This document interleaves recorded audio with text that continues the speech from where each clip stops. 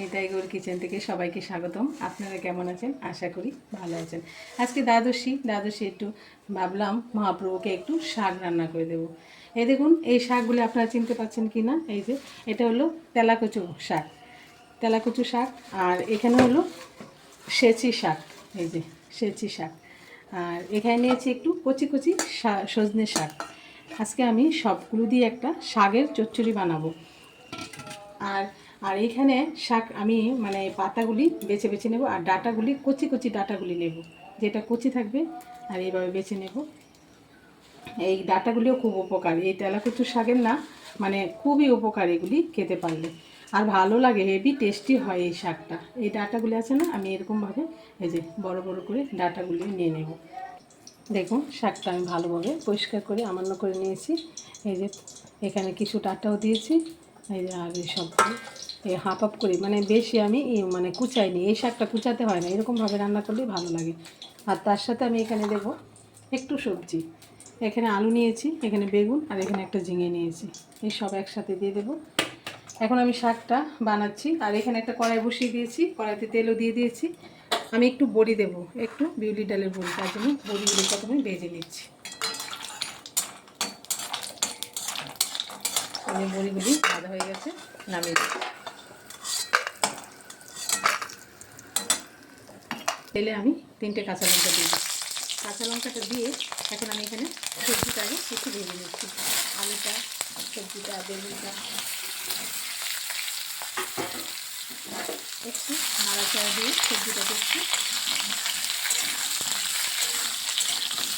এরকম সবজিটা একটু ভেজে নিয়েছি। এখন আমি এখানে শাক দিয়ে দিচ্ছি, শাকটাও দিয়ে দিচ্ছি।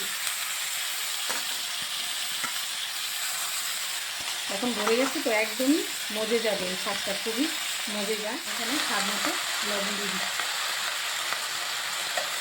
আর অল্প পরিমাণে হলুদ দিচ্ছি। শাকে বেশি হলুদ দিলে না ভালো লাগে না, হলুদের কালারটা একটু গ্রিন সবুজ শাকে ভালো লাগে, তার জন্য আমি অল্প পরিমাণে হলুদ দিয়েছি। দিয়ে আমি এখন একটু নেড়ে চেড়ে দেখে দেবো, এটা শাকটা সবজিটা একটু সিদ্ধ হতে দেবো।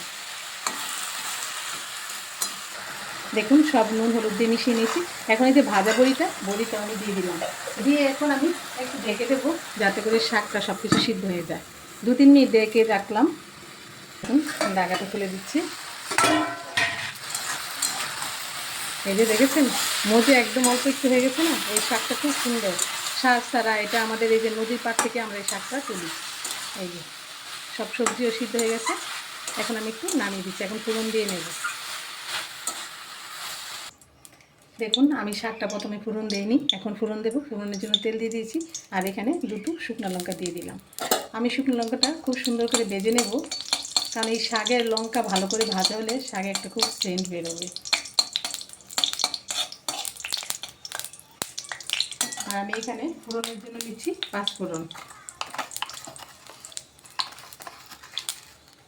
এখানে আমি 1 চামচ 5 ফোড়ন দিয়ে দিলাম।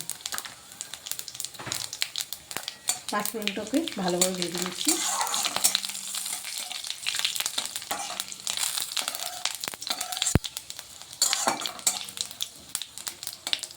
দেখুন, এই যে 5 ফোড়নটাও সুন্দর ভাজা হয়েছে, লঙ্কাগুলিও একদম ভাজা ভাজা হয়েছে। এখন আমি এখানে এই যে শাকটা দিয়ে দিচ্ছি।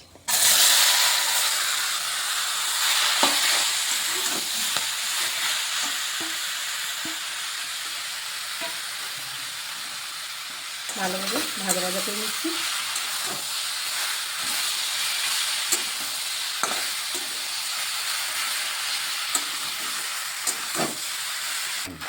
এই যে শাকটাকে ভালোভাবে ভাজা ভাজা করে নিচ্ছি। আর আমি বড়িটাকে একটু ভেঙে দিচ্ছি সুন্দরভাবে, একটু এই যে খুন্তি দিয়ে একটু ঘেঁটে দিচ্ছি। এখন আমি এখানে স্বাদ মতো একটু চিনি দিয়ে দিচ্ছি, যেহেতু শাক একটু মিষ্টি দিলে ভালো লাগে, তার জন্য আমি একটু চিনিও দিয়ে দিলাম। এখন চিনিটা দিয়ে আমি একটু ভাজা ভাজা করে নিচ্ছি। দেখুন, শাকটা কিন্তু প্রায় রেডি হয়ে গেছে, কারণ আমি আগে একটু বাপিয়ে নিয়েছি। কেন? পরে ফোড়নটা দিয়েছি, খুব সুন্দর মানে ফোড়নটা থাকবে, মানে ভালো লাগে। ভাজা হয়ে গেছে শাকটা, চিনিটা দেওয়ার পরে একদমই মজে গেছে আরও। এখন আমি নামিয়ে দিচ্ছি। দেখুন, রেডি হয়ে গেল তেলাকুচু শাক আর সব কিছু সবজি দিয়ে শাকের চচ্চড়ি। এরকমভাবে আপনারা ভগবানকে ভোগ লাগিয়ে প্রসাদ পাবেন। আর সবাই ভালো থাকবেন, সুস্থ থাকবেন। আবার দেখা হচ্ছে পরের ভিডিওতে। হরে কৃষ্ণ।